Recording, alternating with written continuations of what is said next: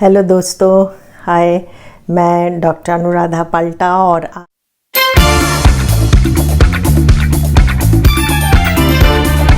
आज हम बात करेंगे ओवर थिंकिंग की।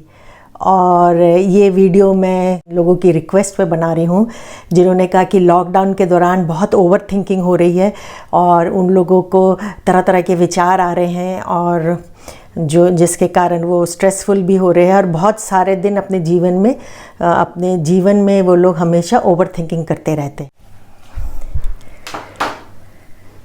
हैं। तो उनकी रिक्वेस्ट पे ये वीडियो बना रही हूँ। तो और ये वीडियो आप अंत तक देखिए। ये वीडियो बहुत उपयोगी है, स्टूडेंट्स के लिए भी उपयोगी है क्योंकि मनोविज्ञान में ये थिंकिंग एक बहुत इम्पॉर्टेंट विषय है और वो लोगों के लिए भी उपयोगी है जो ओवर थिंकिंग में इंडल्ज करते हैं या उनको उससे रिलेटेड कोई स्ट्रेस है, तो उनके लिए भी ये वीडियो उपयोगी है। तो आप जो हमारी फीलिंग्स चाहे नेगेटिव हो या पॉजिटिव हो, वही इसके कारण हमारे थॉट्स, हमारी सोच भी नेगेटिव या पॉजिटिव होती है। तो अगर हम अपनी फीलिंग्स हमारी पॉजिटिव होगी तो हमारे विचार भी पॉजिटिव होंगे। फीलिंग्स हमारी बैलेंस्ड रहेगी तो हम ओवर थिंकिंग नहीं करेंगे। और अगर हम रोज़ ये सोचें कि हम अच्छे फीलिंग से आप अपना दिन शुरू करेंगे और तो आपके सारे दिन विचार भी अच्छे आएंगे, आपकी थिंकिंग प्रोसेस है वो भी अच्छा रहेगा। तो धीरे धीरे आप जब भी ये पॉजिटिव फीलिंग्स के साथ अपने पॉजिटिव विचारों को सोचने की और या ये थॉट प्रोसेसेस की प्रैक्टिस करेंगे तो धीरे धीरे ये ओवर थिंकिंग या नेगेटिव ओवर थिंकिंग जो होती है, ये जो नेगेटिव अधिक चिंतन होती है, वो धीरे धीरे कम हो जाएगी। तो दोस्तों आइए, आज मैं अपनी ये एक थिंकिंग की इस जर्नी में ले जाती हूँ। इस थिंकिंग एक मानसिक प्रतिक्रिया है, थिंकिंग और कॉग्निशन, जो एक लैटिन वर्ड से आया है जिसका मतलब है टू नो। तो मैंने अपने कुछ पुराने वीडियो में बात की थी कॉग्निशन के बारे में। तो ये थिंकिंग है, कॉग्निशन के अंतर्गत आता है thinking, problem solving, decision making, judgement, then creative thinking. तो ये सब चीज़ हमारे कॉग्निशन के अंदर आता है। थिंकिंग के साथ बहुत सारी प्रतिक्रियाएं होती है और हम लोग अधिकतर ओवर थिंकिंग में इन्वॉल्व रहते हैं। आम व्यक्ति ओवर थिंकिंग में इन्वॉल्व रहता है, पर जब ये थिंकिंग बहुत बिज़ार हो जाती है और बहुत ही ऑब्सेसिव थॉट्स आपको आने लगते हैं तब ये जाके कुछ घातक रूप ले लेती है। और इस ओवर थिंकिंग के लक्षण कुछ और जो हमारे मेंटल डिसऑर्डर्स है या जैसे हमारी एंग्जाइटी से भी रिलेटेड है, उसके बारे में हम बात करेंगे। मैं 4 चीज़ों की बात करूँगी। पहला कि थिंकिंग क्या है, चिंतन कैसे होता है, वो क्या है, और चिंतन का जो साइंस ऑफ थिंकिंग है, उसका जो विज्ञान है वो क्या है, कैसे हम लोग उस तक पहुँचेंगे। और फिर हम लोग अलग अलग भिन्न किस्म की थिंकिंग में जो प्रोसेस इन्वॉल्व है, हम उनकी बात करेंगे। और उसके बाद हम लोग बात करेंगे कि ये इसमें क्या क्या है, एंड देन हम लोग इसकी और भी जो बात करेंगे कि हम ब्रेन को कैसे ट्रेन करेंगे कि ओवर थिंकिंग हम रोकें। और लास्ट में हम बात करेंगे कि ये ओवर थिंकिंग क्यों घातक है, इसके क्या परिणाम हैं, इसके क्या कॉन्सिक्वेंसेस है और क्या इसके नेगेटिव है। तो दोस्तों, ओवर थिंकिंग मैं भी करती हूँ। मुझे वीडियोस बनाने पड़ते हैं, इसका कंटेंट तैयार करना पड़ता है, स्क्रिप्ट तैयार करनी पड़ती है, इसको डिज़ाइनिंग करना पड़ता है, बहुत काम है। तो मैं भी ओवर थिंक करती हूँ, बट मैं अपनी इस नॉलेज को स्ट्रीमलाइन कर लेती हूँ। मैं एक इंसाइटफुल थिंकिंग करती हूँ और मेरी जो भी समस्या थिंकिंग से रिलेटेड या जो भी ये बनाने में जो भी दिक्कतें आती है, तो मैं उसको स्ट्रीमलाइन करती हूँ और वेरियस मेथड यूज़ करती हूँ जो मैं आपको बताऊँगी। वेरियस किस्म की थिंकिंग को इन्वॉल्व करती हूँ प्रोसेसेस को कि जिससे आप करेंगे। तो चलिए हम लोग शुरू करते हैं। तो ये जो इन्फॉर्मेशन आती है जो हम प्रोसेस कर रहे हैं, ये हमारे पांचों सेंसेस से जो हम जो देखते हैं वातावरण में और पूरे अपने पास सेंसेस जो हमारी स्मृति में, हमारे मेमोरी में जो है, तो हम उनसे ये ऐसे चिंतन करते हैं, ऐसे हम सोचने की ये प्रतिक्रिया है।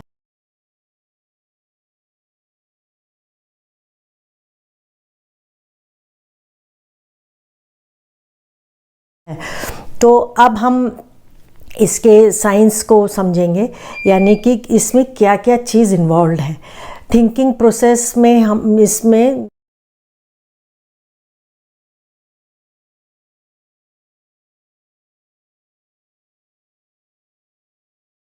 कुछ कॉन्सेप्ट्स हम लेते हैं। नंबर 1 वो एक इन्वॉल्व होता है, हम इसको यूज़ करते हैं। फिर मेंटल इमेजिनरीज हम इसमें यूज़ करते हैं। और अब कॉन्सेप्ट्स क्या हैं? कॉन्सेप्ट्स यानी कि ये कॉन्सेप्ट है, ये कुछ आइडियाज़ है जो रिप्रेजेंट करते हैं कुछ क्लास, ऑब्जेक्ट या कोई इवेंट को और या कोई व्यक्ति से। तो हम इनको तरह तरह से कैटेगराइज करते हैं। जो हमें इंफॉर्मेशन मिलती है हमारे ब्रेन को, तो हमारा ब्रेन इनको कॉन्सेप्ट्स में अलग अलग से कैटेगराइज करता है, इनको अलग अलग श्रेणी में डालता है, क्योंकि यही सोचने की एक प्रोसेस है।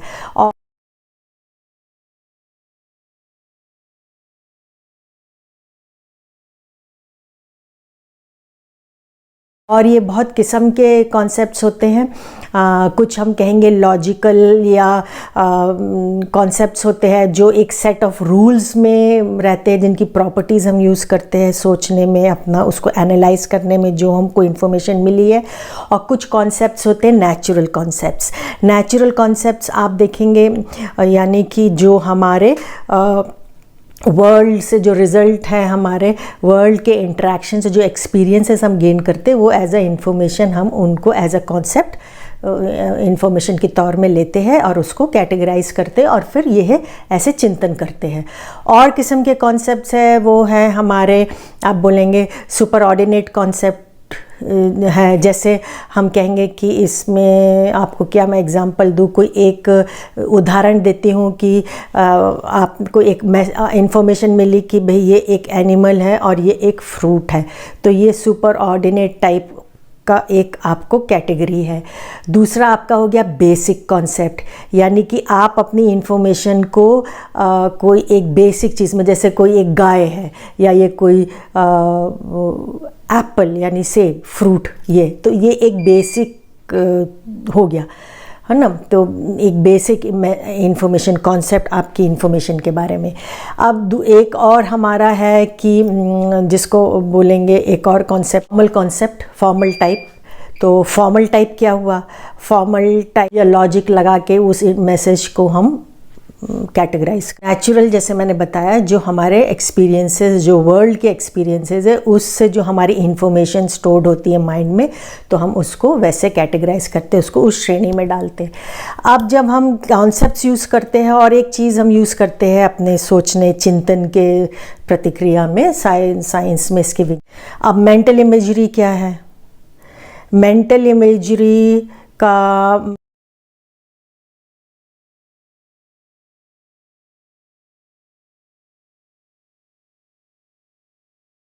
मतलब आपका हो गया कि वर्ल्ड, है ना, और which mental image of the world, which जो हमको रोज के सोचने की प्रतिक्रिया में हेल्प करता है, चिंतन करने में हेल्प करता है। एक मेंटल इमेजरी हम बनाते हैं अपने एक्सपीरियंसेस के बेस्ड पे।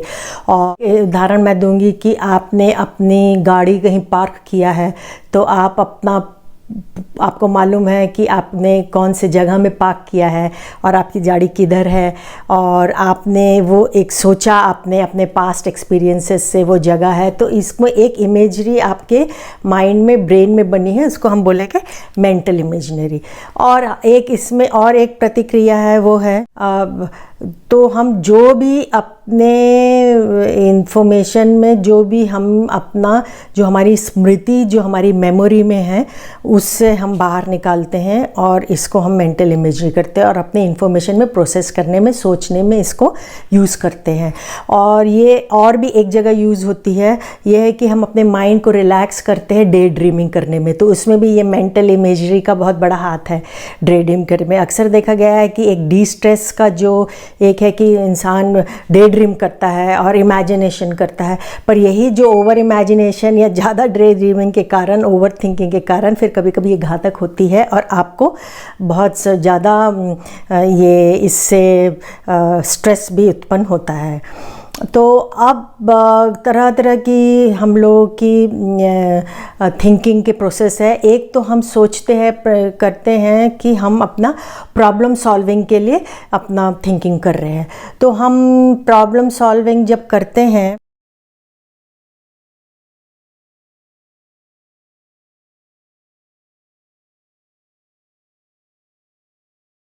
वो भी एक किस्म की थिंकिंग है और उसमें हम रीज़निंग यूज़ करते हैं और जो लॉजिक पे बेस्ड है। और दो किस्म की रीजनिंग हम यूज़ करते हैं चिंतन करने के लिए, inductive reasoning and deductive reasoning. Inductive reasoning क्या है? इंडक्टिव रीजनिंग यानी कि हम कुछ कंक्लूजन ड्रॉ करते हैं जो हमारे पास अवेलेबल, जो हमारे पास हमारे ब्रेन में जो भी इंफॉर्मेशन है उससे एक हम निर्णय एक निश्चय निर्धारित करते हैं। और जो हमारा आप कहेंगे कि हमारी जो ये डिडक्टिव जो रीजनिंग है उसमें हम ऑलरेडी कोई जनरल रूल पे बेस्ड कोई एक रीजनिंग करेंगे, कोई डिसीजन लेंगे, इंफॉर्मेशन प्रोसेस करेंगे। तो इंडक्टिव और डिडक्टिव का मैं उदाहरण जैसे दूंगी, जैसे आपने इंडक्टिव रीजनिंग है, आप कब यूज़ करेंगे उस चिंतन और अपने वैसे इंफॉर्मेशन को प्रोसेस करने के लिए। जैसे एक उदाहरण के तौर पे आपका चश्मा है, आपने कहीं रख दिया है, तो आप अपने एक्सपीरियंसेस से आप अपने स्मृति में जाएंगे, मेमोराइज करेंगे और रीजनिंग क्या यूज़ करेंगे कि आप कहाँ कहाँ गए थे, पहले कहाँ आए थे, कहाँ गए थे, वो पूरा फ्लैशबैक आपका होगा और जब जाके आप अपना चश्मा ढूंढ पाएंगे। तो ऐसे आप सोचेंगे चश्मा ढूंढने के लिए। अब आप एक डिडक्टिव रीजनिंग का क्या एग्जांपल है कि जैसे किसी ने आपको बोला कि भाई वो डॉग्स है और and all dogs are animals, तो हर मतलब एक जनरलाइज रूल आपने अप्लाई किया इसको जानने के लिए, इसके बारे में सोचने के लिए, तो ये आपका डिडक्टिव रीजनिंग हो गया।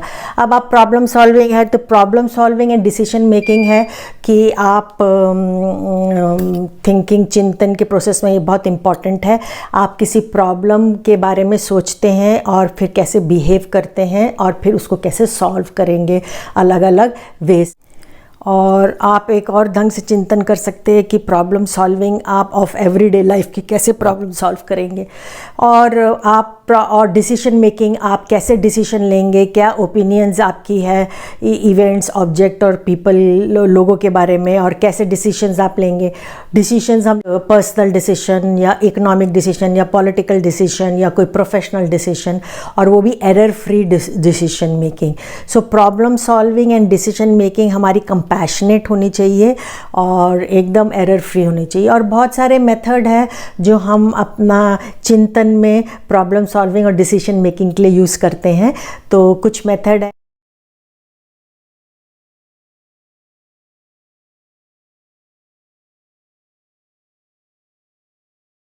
जैसे है ट्रायल एंड एरर मेथड, यानी कि आप जब तक ट्राई करते रहेंगे, एरर्स जब तक होती रहेगी, आप जब तक ट्रायल एंड एरर करते रहेंगे। और है और जो है आपके थिंकिंग के लिए वो है कि आप ह्यूरिस्टिक मेथड यूज़ करेंगे, यानी कि आप कोई एक अपने पुराने एक्सपीरियंस के तौर पे कुछ गेस करेंगे वो कोई प्रॉब्लम सॉल्व करने के लिए या डिसीजन लेने के लिए। तो ये एक किस्म का चिंतन है। और आपका चिंतन जो है हम कहेंगे वो है कि आप एल्गोरिथम्स हम यूज़ करेंगे, और वो भी स्टेप बाय स्टेप कोई मेथड में आने के लिए हम ये एल्गोरिथम मेथड यूज़ करेंगे चिंतन करने के लिए। और वेज और जो तरीका है वो है मीन एंड एनालिसिस, यानी कि एक और डिफरेंट किस्म की पॉसिबिलिटीज़ या अलग अलग वे यूज़ करेंगे सोचने के लिए। तो आपने देखा कि हम चिंतन जब करते हैं तो ये बहुत सारे मेथड्स हैं। चिंतन हम क्यों करते हैं, ओवर थिंकिंग क्यों करते हैं? कोई प्रॉब्लम को सॉल्व करने के लिए हम ओवर थिंकिंग कर रहे हैं।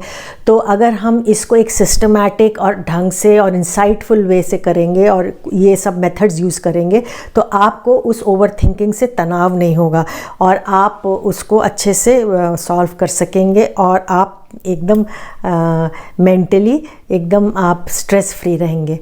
और जो हम लोग किस्म का जो चिंतन करते हैं वो हम करते हैं creative thinking.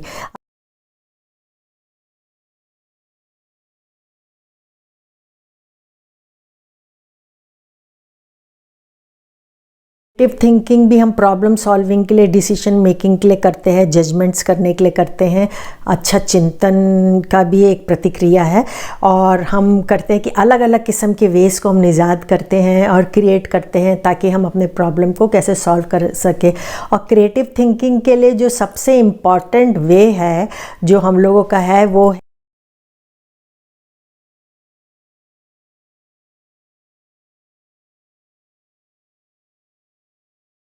Divergent thinking. Divergent thinking यानी कि हम कोई प्रॉब्लम को सॉल्व कर रहे हैं और बहुत सारे तरह तरह के हमारे पास वेज है उस प्रॉब्लम को टैकल करने के लिए।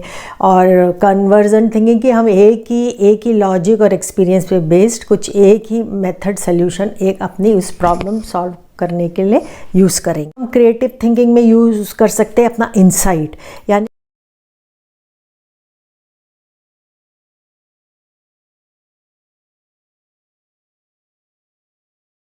कि सडनली कोई एक फ्लैश से आपको कोई एक आइडिया आता है या सडनली एक इंसाइट आता है, एक आइडिया आता है आप में और एक स्पार्क आपके माइंड ब्रेन में आएगा कि भाई हम ये प्रॉब्लम को ऐसे सॉल्व कर ले। तो वो उसको हम कहते हैं इंसाइटफुल थिंकिंग या इंसाइटफुल क्रिएटिव थिंकिंग। तो ये इंसाइट ज़रूर यूज़ करना चाहिए, वो भी कंपैशनेट इंसाइट यूज़ करिए जो आपके भले के लिए हो और दूसरों की प्रॉब्लम सॉल्व कर रहे हैं तो उनको मद्देनज़र रखते हुए अपना वैसा थिंकिंग करिए, वैसी प्रतिक्रिया करिए।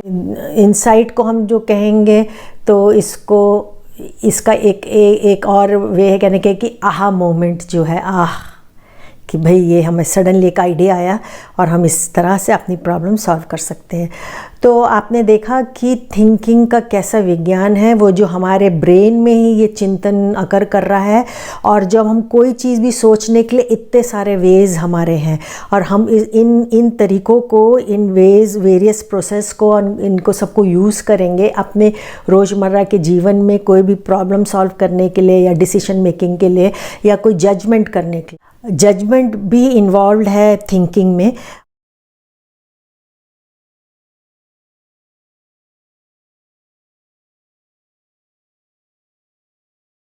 हम उसको आंकते हैं और कोई ओपिनियन किसी के बारे में बनाते हैं तो उसको हम जजमेंट बोलेंगे।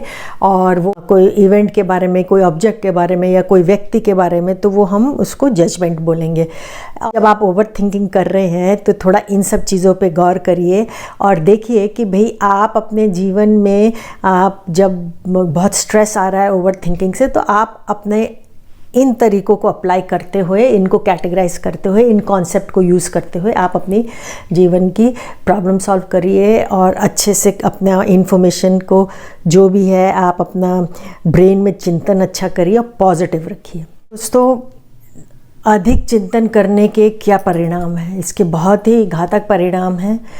सबसे ज़्यादा घातक परिणाम तो ये है कि हम बहुत एक्सेसिव वरी करते हैं, चिंता करने लगते हैं, बहुत ज़्यादा चिंता करने लगते हैं और रेस्टलेस हो जाते हैं और हम लोग आसानी से थकान हम लोग को आ जाती है और जो सोचने की शक्ति में डिफ़िकल्टी होने लगती है, कंसंट्रेट करने में कठिनाई होती है और ऐसे लगता है कि माइंड एकदम, हमारा ब्रेन है जो एकदम ब्लॉक हो गया है, एकदम ब्लैंक हो गया है और हम कोई डिसीजन नहीं ले पाते पाते हैं, अच्छे सही डिसीजन नहीं ले पाते हैं अपने रोज़ की ज़िंदगी में। और जो इसके कि हमारी नींद बहुत डिस्टर्ब्ड हो जाती है और एक इरिटेबिलिटी, चिड़चिड़ाहट जीवन में आ जाती है। और आप देखेंगे कि हम ज़्यादातर समय अपना वेस्ट करते हैं, जिसको हम एक टर्म है जो बोलेंगे प्रोक्रेस्टिनेशन। और हम अपना ज़्यादातर समय ऐसे बर्बाद करते हैं कहीं बैठ के या सोचते हुए और या अननेसेसरली डे ड्रीम करते हुए या कुछ नेगेटिव थॉट्स के बारे में। और हमको डर लगा रहता है कि हम कंट्रोल लूज़ कर रहे हैं अपने जीवन में और हम कोई भी हालात हमारे कंट्रोल में नहीं है और आपको डर लगा रहेगा। और आजकल खासकर ओवर चिंता कर रहे हैं, जैसे घर में बैठे हैं आप लोग, बंद है तो प्रतिक्रिया आपकी ज़्यादा हो रही है, तो आप क्या कर रहे हैं, घर में बंद है तो आपको फियर ऑफ डाइंग, आपको डर लग रहा है कि भाई हम भी कोविड-19 से ग्रसित ना हो जाए और हम भी ना मर जाए। और आपको बिना बात के इरेशनल फियर जो बोलते हैं वो आप अपने जीवन में उसको लाते रहते हैं, बिना बात के फियर। और फिर आप देखिए सिम्टम्स जो है जो हम बोलेंगे ये हमारे जनरलाइज एंग्जाइटी डिसऑर्डर एक मनोवैज्ञानिक डिसऑर्डर है। जो ये सिम्टम्स आपके हैं उन सिम्टमों से ये आपका मैच करते हैं। तो दोस्तों इट्स अ रिक्वेस्ट कि आप भाई ओवर थिंकिंग ज़्यादा ना करें और बैलेंस में रहें।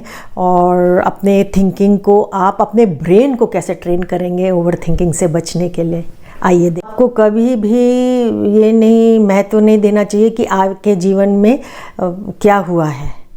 ज़्यादा महत्वपूर्ण बात यह है कि हम कैसा साइकोलॉजिकल मनोवैज्ञानिक कैसा व्यवहार करते हैं और कैसे रिस्पॉन्ड करते हैं कोई भी घटना, इवेंट या व्यक्ति के प्रति, वो ज़्यादा महत्वपूर्ण है।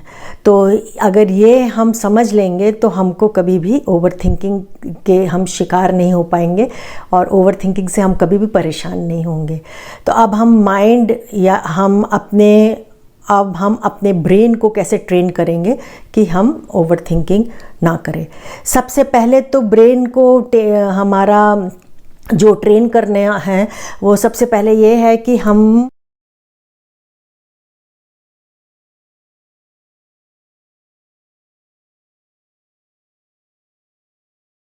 अपना माइंडफुलनेस कोई भी एक एक्सरसाइज करें। माइंडफुलनेस में जैसे आ गया, आप तरह तरह के इंटरनेट में मेडिटेशन है, आप कोई भी मेडिटेशन सिंपल वे से जो आपकी पर्सनालिटी को सूट करता है और जिसका आपको थोड़ा सा भी ज्ञान है तो थोड़ा सा भी आप साइलेंस में बैठने की कोशिश करें। ब्रेन को बहुत आपके रिलैक्सेशन मिलता है। साइंटिफिक स्टडीज़ हुई हैं कि मेडिटेशन का बहुत पॉजिटिव इफ़ेक्ट है आपके पूरे टोटल बीइंग में और ब्रेन में खासकर। और आप ब्रीदिंग एक्सरसाइजेस करिए और बहुत सारी ब्रीदिंग एक्सरसाइजेस अवेलेबल है और आप 10 से 20 मिनट तक ज़रूर कोई मेडिटेशन या ब्रीदिंग एक्सरसाइज करिए। उससे आपका ब्रेन एकदम रिलैक्स होगा तो आपको ये जो ओवर थिंकिंग की जो आपकी हैबिट है वो धीरे धीरे कम हो जाएगी। और है कि आप जब आपका ओवर थिंकिंग या ऐसे विचार आपके को सडनली आते हैं तो आप जहाँ बैठे हैं, जहाँ हैं, 2-4 मिनट आंख बंद करके आप ब्रीदिंग एक्सरसाइजेस कर लीजिए। अपनी ब्रीदिंग, अपनी श्वास पे फोकस कर लीजिए तो आपको थोड़ा रिलैक्स मिलेगा। आपका ये ओवर थिंकिंग से आपको थोड़ा डाइवर्शन मिलेगा। और जो चीज़ है आपको अपना पूरा नेगेटिव जो ओवर थिंकिंग आप कर रहे हैं उससे आपको दूर होना है, डिसएसोसिएट करना है, अपने माइंड को डिसएसोसिएट करना है। और आपको कंपैशनेट प्रॉब्लम सॉल्विंग जैसे जितने मेथड्स हैं तरह तरह के क्रिएटिव वे में वो आपको चुनने हैं अपनी परेशानियों के लिए, अगर आप ओवर थिंक कर रहे हैं किसी प्रॉब्लम को लेके। और आपको क्रिएटिव होना है। और एक चीज़ और है, एक कॉन्सेप्ट है स्टोइसिज्म, यानी कि आत्मसंयम। आत्मसंयम आपका कैसा है, तो आपको अपना आत्मसंयम बना के रखना है। और आपको आप बहुत अपने में आपको वल्नरेबिलिटी भी आपको जीवन में लानी होगी, यानी कि भेदता। और ये कोई एक वीकनेस नहीं है वल्नरेबिलिटी, ये एक स्ट्रेंथ है कि आप वल्नरेबल होंगे तभी आप अपने में चेंजेस लाएंगे। आप अगर रिजिड होंगे तो अपने में चेंजेस कैसे लाएंगे? नहीं ला पाएंगे। आप अपने को जो ओवर थिंकिंग को रोकना चाह रहे हैं वो आप नहीं रोक पाएंगे। तो आपको वल्नरेबल होना ज़रूरी है, अपने में बदलाव लाने के लिए वल्नरेबल होना है, और ये एक पॉजिटिव स्ट्रेंथ के जैसा भी काम करता है वल्नरेबिलिटी। तो और आप एक चीज़ और है, जैसे आपको जो ओवर थिंकिंग करते हैं तो उनको जो स्ट्रेस से रिलेटेड विचार आते हैं कि भाई हम ये कुछ कंट्रोल नहीं कर सकते, तो आप ये सोचिए कि यू कांट कंट्रोल एवरीथिंग। आप हर चीज़, आप क्या वेदर कंट्रोल कर पाएंगे? चांद सितारे पे कंट्रोल कर लेंगे? कोविड-19 हो रहा है, क्या वो कंट्रोल कर लेंगे? नहीं। तो हमारे हाथ में सब कंट्रोल करना नहीं है। तो आप इस गलत, हमको ये अपने गलत फहमी दूर करनी चाहिए कि हम कुछ कंट्रोल नहीं कर सकते हैं और सब चीज़ हमारे हाथ के कंट्रोल में नहीं है, ये हमको सोचना चाहिए। और एक बैलेंस लाना चाहिए अपनी सोच में, ताकि ये ओवर थिंकिंग से हमको बचाव करे। कैसे ब्रेन को स्टिमुलेट कर सकते, तो कुछ आप क्रॉसवर्ड पजल्स आते हैं, वो एक पेपर्स में देखा होगा आपके, हिंदी इंग्लिश सब पेपरों के पीछे एक पजल्स आती है क्रॉसवर्ड, वो करिए, ब्रेन स्टिमुलेट होता है। और आप कुछ रीडिंग करिए और बुक्स पढ़िए, उसके बाद आप यही आपका ब्रेन फिट रहेगा। तो दोस्तों, आपने देखा कि अधिक चिंतन करने के कितने हानिकारक परिणाम हैं, और जो हम कह सकते हैं ज़्यादातर जो ओवर थिंकिंग करते हैं वो GAD जनरलाइज एंग्जाइटी डिसऑर्डर से ग्रसित हो जाते हैं धीरे धीरे। तो इसको आप कंट्रोल करिए अपना ओवर थिंकिंग। एंड मुझे आशा है कि आपको ये वीडियो उपयोगी लगा होगा, एंड इसको आप ज़रूर देखें। चैनल ज़रूर सब्सक्राइब करिए ताकि आपके पास लेटेस्ट अपडेट आ जाए, एंड जिससे आपको मुझे आप तक पहुंचने में आपको लेटेस्ट अपडेट आ जाए। नमस्ते, बाय।